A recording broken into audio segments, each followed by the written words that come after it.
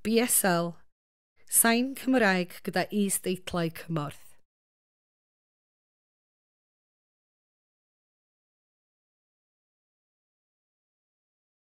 Y tŷ lleiaf ym Mhrydain Fawr, Lowergate Street, Conwy.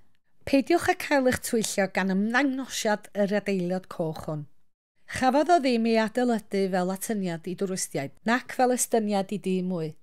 Adeiladwyd tai mewn rhesi yn erbyn muriau tref gan oloesol Conwy.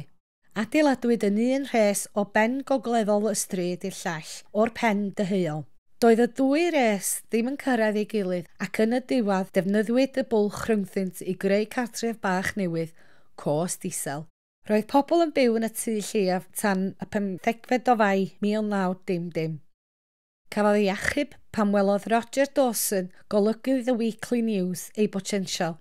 Rhoddodd hysbyseb yn y Times yn gofyn i bobl os oeddent yn gwybod am dŷ llai unrhyw lle arall ym Mhrydain.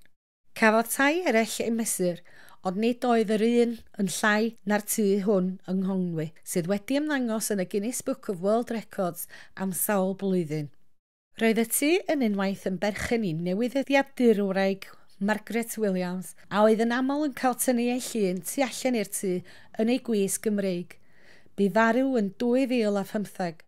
Os na fedrwch credu bod rhywun wedi gallu byw mewn tŷ mor fach, edrychwch tu mewn i weld y trefniadau byw hynod.